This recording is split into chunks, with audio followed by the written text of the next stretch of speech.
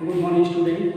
आज मैं आप लोगों के लिए चैप्टर नंबर 3 शब्द विचार पढ़ाने के बाद आज मैं आप लोगों को चैप्टर नंबर 4 जैसा कि चैप्टर नंबर 3 में जितने भी थे आपको क्वेश्चन आंसर और इसकी और वैकल्पिक जितने भी प्रश्न थे वो सारे प्रश्न उत्तर मैं आपको दे चुका हूँ और कुछ बच्चों ने मुझे करके दिखाया भी है। अब आपका जो अगला चैप्टर है ये चैप्टर है क्लास 7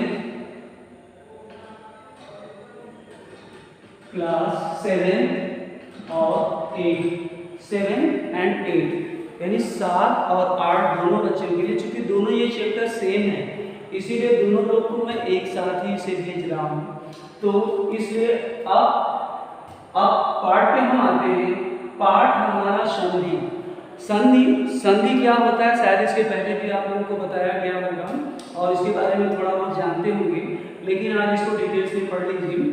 अब देखिए संधि का अर्थ क्या होता है? मेल होता है। संधि का अर्थ क्या होता है? मेल होता है। मेल का मतलब होता है जुड़ना। मेल का अर्थ होता है जुड़ना। अब यहाँ पर इसका मेल कैसे होता है, अब इसके आधार पर देखिए।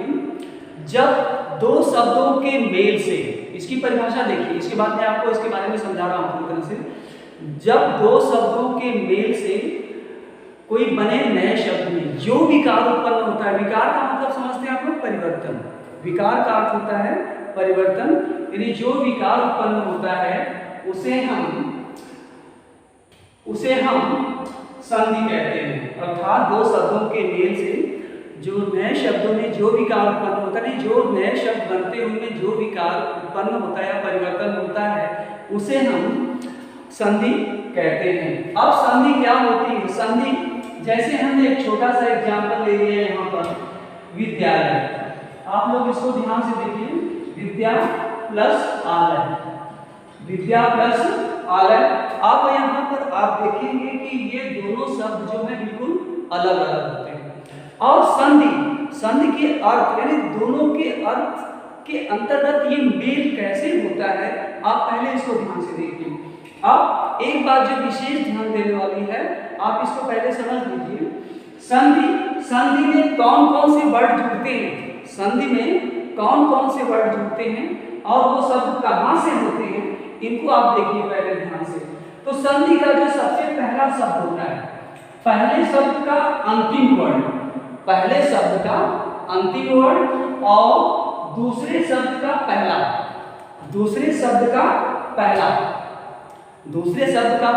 शब्द जब जुड़ता है तब उसे हम क्या कहते हैं? संधि कहते हैं।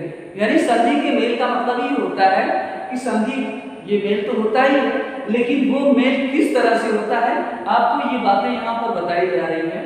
अब सबसे जो पहला शब्द है, पहले शब्द का अंतिम वर्ड और अंतिम शब्द का पहला वर्ड, ये दोनों जब आपस में मिलते हैं तब उसे हम क्या कहते हैं? संधि कहते हैं। अब इसके देखिए, अब यहाँ पर भी आ है और यहाँ पर भी आ है और दोनों मिलकर के, जैसे हमने यहाँ पर एक बात लिखी है, आ प्लस आ मिलकर क्या होते हैं? आ होते हैं। आ प्लस आ मिलकर क्या होते हैं? आ होते हैं। तो यहाँ पर भी आ, विद्या का आ और आलय का आ, यानी दोनों मिलाकर क्या होते? आ हो गए। तो जो दो शब्दों के मेल से कोई नया शब्द बनता है, जो नए शब्दों में जो विकार या परिवर्तन होता है उसे हम क्या कहते हैं? संधि कहते हैं। अब चलिए अब हम देखते हैं संधि। ये तो आपका मेल और अर्थ भी हो गया, परिभाषा अर्थ और परिभाषा भी हो गई। अब संधि के भेद देखते हैं। संधि के भेद क्या होते हैं? संधि के भेद 3 होते हैं। संधि के जो भेद होते हैं वो 3 होते हैं। सबसे जो पहला होता है दीर्घ संधि, सबसे जो पहला होता है स्वर संधि, इसके बाद होता है व्यंजन संधि, तीसरा होता है विसर्ग संधि। एक बार आप लोग इसको देख लीजिए फिर से। जो संधि के भेद होते हैं वो संधि के मूल रूप से 3 भेद होते हैं। पहला होता है आपका स्वर संधि, दूसरा होता है व्यंजन संधि और तीसरा होता है आपका विसर्ग संधि। ये संधि के मूल रूप से 3 भाग होते हैं, स्वर संधि, व्यंजन संधि और विसर्ग संधि। अब स्वर संधि में क्या होता है? स्वर संधि में स्वर से स्वर का मेल होता है। स्वर संधि में स्वर से स्वर का मेल होता है तब उसे हम क्या बोलते हैं, स्वर संधि। अर्थात इसको हम दूसरे शब्दों में ये भी कह सकते हैं कि जब स्वर का स्वर से मेल होता है तब उसे हम स्वर संधि कहते हैं। और व्यंजन संधि, व्यंजन संधि में 3 तरह का मेल होता है। इसमें तो सिर्फ एक है आपका स्वर से स्वर का मेल, लेकिन यहाँ पर 3 बातें होती हैं। व्यंजन संधि जो होती है इसमें स्वर से व्यंजन का स्वर से और व्यंजन का व्यंजन से। एक बात फिर इसको ध्यान से समझ लीजिए, व्यंजन संधि में मेल होता है व्यंजन प्लस स्वर का, स्वर प्लस व्यंजन का और व्यंजन प्लस व्यंजन का, यानी 3 तरह से इसमें संधि में मेल होता है। अब इसके बाद जो तीसरा आता है आपका विसर्ग संधि। विसर्ग संधि में होता है विसर्ग प्लस स्वर का, विसर्ग प्लस स्वर का और विसर्ग प्लस व्यंजन का, यानी विसर्ग के साथ स्वर का भी मेल होता है और इसमें व्यंजन का भी मेल होता है। तो मैं समझता हूँ ये जो इसके भेद है अब आप इसको समझ गए होंगे। स्वर में स्वर का स्वर से, व्यंजन में व्यंजन का स्वर से और स्वर का व्यंजन से और व्यंजन का व्यंजन से, ये हो गया। विसर्ग में होता है, विसर्ग में आपका वही है विसर्ग का स्वर से और विसर्ग का व्यंजन से, यानी इसमें एक तरह, इसमें 2 तरह और इसमें 3 तरह का मेल होता है। एक बात और भी समझ लीजिए, इसमें एक तरह का स्वर से स्वर का और इसमें स्वर और व्यंजन दोनों का होता है, इसमें भी ये 3 तरह के होते हैं, यानी व्यंजन का स्वर से और स्वर का व्यंजन से और व्यंजन का व्यंजन से। तो मैं समझता हूँ ये बात आपको समझ में आ गई होगी। इसके बाद जो अगला पॉइंट आता है अब हम सबसे पहले लेते हैं स्वर संधि। अब देखते हैं स्वर संधि के भेद। स्वर संधि के भेद जो है, स्वर संधि में 5 भेद बताए गए हैं। स्वर संधि के 5 भेद बताए होते हैं और ये 5 भेद इस प्रकार हैं। दीर्घ संधि पहला है आपका, दूसरा है गुरु संधि, तीसरा है वृद्धि संधि, चौथा है यण संधि और 5वां है ययाति संधि, अयाति संधि। अब हम आते हैं स्वर संधि के भेद में पहला इसका क्या है, दीर्घ। दीर्घ का अर्थ क्या होता है आप जानते हैं? दीर्घ का अर्थ होता है बड़ा, दीर्घ का अर्थ होता है बड़ा और दीर्घ के अंदर जो मेल होता है और वो होता है छोटी बड़ी छोटा और बड़ा उसमें। अब यहाँ पर जो हर्ष और दीर्घ, अब यहाँ पर एक कॉमन सी बात समझ लीजिए, जब हर्ष का दीर्घ से और दीर्घ का हर्ष से मेल होता है तो दोनों ही परिस्थितियों में वो मेल कैसा होता है, बड़ा होता है। दोनों ही मतलब जैसे अगर अ आ का मतलब होता है तो इसमें आ का हो जाएगा, अगर इसका मेल होगा तो इसमें बड़ी की मात्रा होगी और इसमें अगर इसका मेल करते हैं दोनों का तो दोनों को मेल करने से क्या हो जाएगा, यहाँ पर बड़ा हो जाएगा।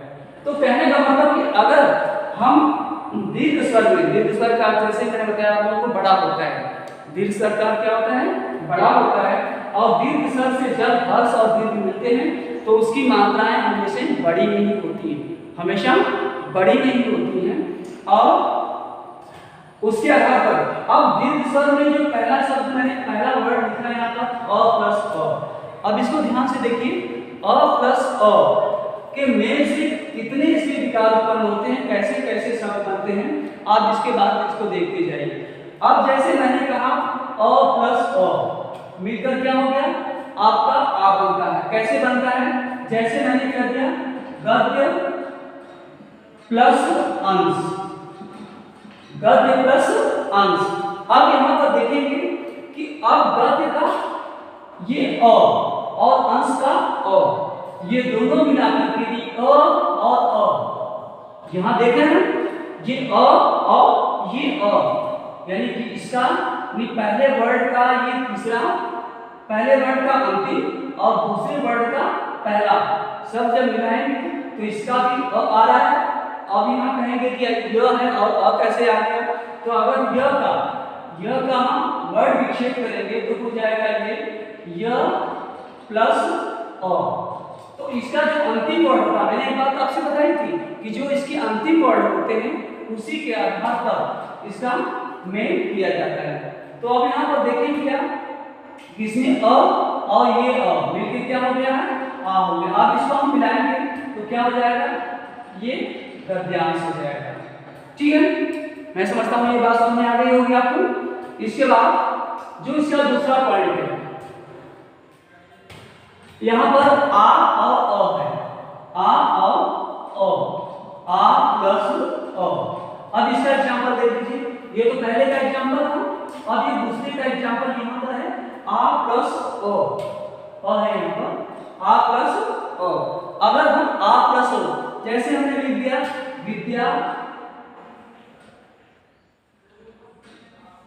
विद्या प्लस अर्थी, विद्या प्लस अर्थी। अब यहाँ पर आप देखेंगे ये शब्द क्या हुआ है, आ, ये क्या है, आ है, और ये क्या है आपका अ, ये अ है। तो अब यहाँ पर विद्या का जो आ शब्द आ रहा है और अर्थी का अ शब्द, यानी कि अब यहाँ मिलाएंगे आप तो ये आ और ये अ दोनों मिलकर क्या हो जा रहे हैं, आ। अब जब इनका हम मेल करेंगे तो क्या हो जाएगा, ये आ और अ मिलकर क्या होगा, बड़ी की मात्रा होगी तो क्या हो जाएगा, विद्यार्थी। क्या हो जाएगा, विद्यार्थी हो गया। ठीक है,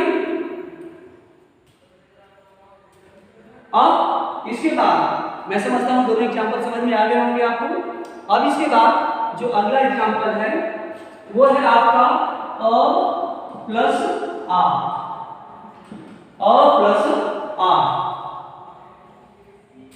अब यहां पर हम एक एग्जांपल लिख रहे हैं, जैसे धन प्लस नहीं, एक एग्जांपल मैं दे रहा हूं यहां पे आपको, सत्य, सत्य प्लस आग्रह। दूसरा एग्जांपल देख लीजिए, सत्य प्लस आग्रह। अब यहां पर आप देखेंगे एक बार, ध्यान से सुनिएगा। अब यहां पर जो अ शब्द है और ये प्लस आ है, जैसे तीसरे पॉइंट में लिखा है यहां पर अ और प्लस आ, तो अ प्लस मिलकर के अ और प्लस आ मिलकर के ये दोनों परिस्थितियों में क्या होते हैं, आ होते हैं। दोनों ही परिस्थितियों में क्या होते हैं, आ होते हैं। और यहाँ पर जैसे मैंने कह दिया कि सत्य, अब यहाँ पर देखिए इसका अ आ रहा है और इसका आ रहा है। अब इसके आधार पर दोनों शब्द जब मिलेंगे तो क्या हो जाएंगे, आ शब्द हो जाएंगे। अब जब इसका दोनों मेल होगा, जब दोनों मेल होगा, मेल होने के बाद ये क्या हो जाएगा, सत्या, सत्याग्रह। अब देखिए, अब यहाँ सत्य प्लस आग्रह था, अब इसके मेल से क्या हो गया, ये सत्याग्रह हो गया। मैं समझता हूँ इसके तीन एग्जांपल आप अच्छी तरह समझ गए होंगे। अब इसके बाद जो इसका एक अंतिम एग्जांपल है, इससे दीर्घ संधि का अंतिम तो नहीं कर सकते, ये जो अ वर्ड से है, अ वर्ड से जो इसका एग्जांपल है, आप इसको देख लीजिए, इसके बाद में काफी समझ में आ जाएंगे आपको। अब यहाँ पर देखिए, अब जैसे मैंने कह दिया यहाँ पर जो अंतिम वर्ड बचा है आ प्लस आ, अब जैसे मैंने कह दिया यहाँ पर विद्या प्लस आलय, इससे संबंधित बहुत सारे एग्जांपल हैं, आप इसको देखते रहिएगा। अब यहाँ पर जो मतलब पहली बात बताई, अब वो है विद्या प्लस आलय। अब यहाँ पर देखेंगे विद्या में भी आ शब्द आ रहा है, विद्या में भी क्या आ रहा है, आ शब्द आ रहा है, और इसके बाद आलय का भी आ शब्द आ रहा है। और ये दोनों जब मिलेंगे तो क्या हो जाएंगे, आ, यानी आ प्लस आ बराबर क्या हो जाएगा आपका, आ हो जाएगा। तो अब विद्या प्लस आलय मिलकर क्या हो जाएंगे, विद्यालय। ये क्या हो गया आपका, विद्यालय। तो आज तो आपने सिर्फ इतना देखा, क्योंकि फिर इतना सारा मतलब 13 या 12 मिनट के बाद वो चीजें नहीं पहुंच पाती है, इसलिए मैं चाहूंगा कि आप लोग को आज दीर्घ संधि का जो सिर्फ अ और आ के संदर्भ में और ये सारी बातें बताई गई हैं उसको तो आप लर्न करेंगे। और इसके संबंध में जो यहाँ बचता है आपका दो को मैं कल बताऊँ, दो को प्लस इसके संबंध में जितने भी और अन्य भेद हैं उसको मैं कल बताऊंगा। लेकिन इससे संबंधित जितने भी एग्जाम्पल बताए गए और जितनी भी परिभाषाएं बताई गई हैं, आप उसको एक बार पूरी तरह से लर्न कर लेंगे। और लर्न करने के बाद जो दीर्घ ये जो आपका संधि के 3 भेद हैं, संधि के 3 भेद बताए गए हैं। 3 भेद की परिभाषा आपको, तीनों भेदों की परिभाषा आपको लिख करके भेजनी है। इसमें सबसे पहला स्वर संधि, दूसरा है व्यंजन संधि और तीसरा है विसर्ग संधि। तीनों परिभाषाओं को आपको एग्जाम्पल के साथ, उदाहरण के साथ लिख करके भेजनी है। धन्यवाद।